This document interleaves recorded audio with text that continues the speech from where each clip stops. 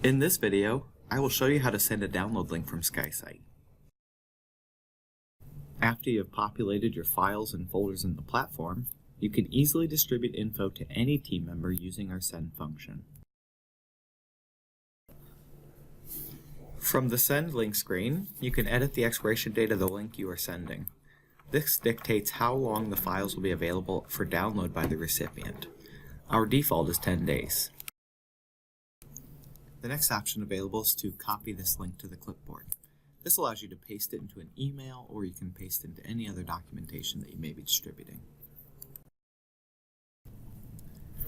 If you're not going to copy to the clipboard and you'd like to send directly from SKYSITE, you can do so by typing an email address directly into our address bar, or browse out to the address book and choose contacts or groups that you previously created.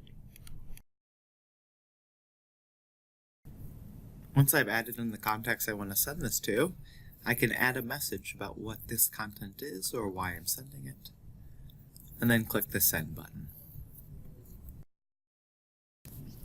Upon receiving the link, the user will be able to click on it and be taken directly to a web browser where they can download or review any of the content you've sent to them.